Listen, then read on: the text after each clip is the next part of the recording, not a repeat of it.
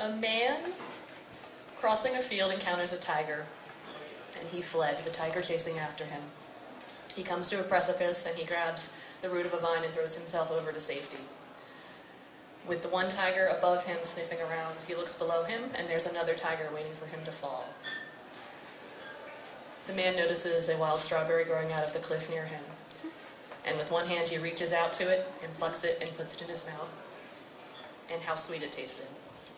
So this story always makes me think of my mother, because she told it to me when I was very young. It doesn't remind me of her because she actually embodied the lesson that it teaches. In fact, kind of the opposite. She had that miserable Irish gene that we're all kind of celebrating this week. Yeah.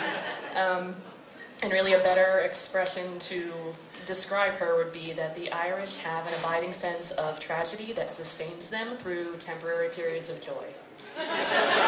We're a fun people. So my mother was very cynical and pessimistic and very, very hard to impress. We'd go on family vacations, and it just seemed like a big bother for her to go. She didn't have a lot of friends, she didn't like to socialize a lot, and certainly chauffeuring her kids around was no fun at all for her. And although she did have a really sharp sense of wit, because she was Irish, she did never really seem to find that sweet berry while hanging off the cliff. And it kind of stands to reason, because she did have a tough childhood, as a good Irish Catholic kid always does. To start with, her parents named her Gerarda, after Saint Gerard, so that was just cruel. But when she was a teenager, her mother died of cancer, leaving behind 7 kids and one husband who coped by going down to the local bar.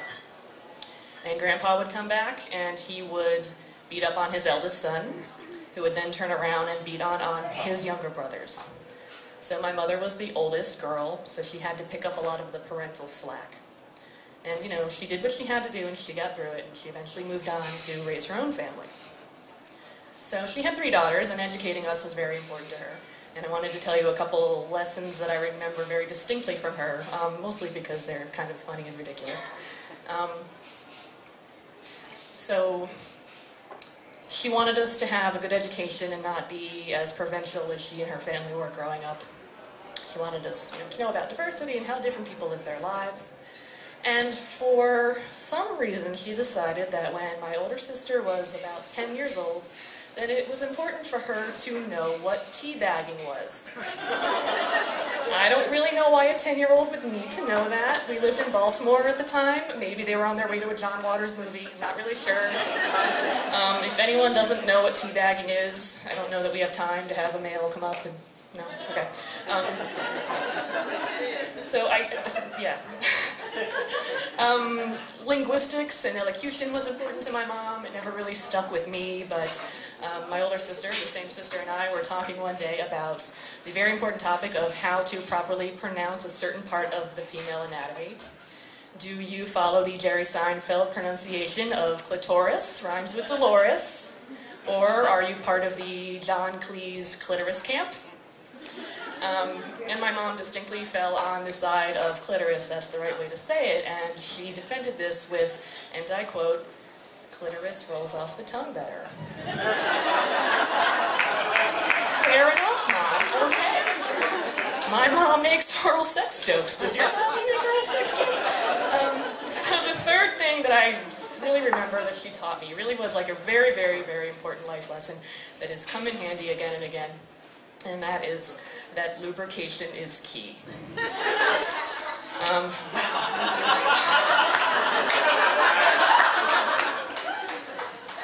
So right about the time I was in high school, getting ready to go off to college and put all of these lessons into full practice, the tiger started chasing my mom. And she was diagnosed with cancer, and she was given 6 months to live. But she lived for 2 years, because she was Irish and scrappy. And the last few months were just ugly and horrible, as they often are. And, she really wasted away to a skeleton. And I remember once watching her shudder awake from sleeping, still hallucinating about a dream where she was on fire. And I'd sit there and I'd watch her sleep sometimes, and I would just, see her struggling to breathe and just actually, will her to die, because it was just so horrible. But She did have the chance to say goodbye to us, which is a very, very small consolation. She gathered her 3 daughters around her near the end, and she told us, "You have brought so much joy into my life." But I didn't really believe her.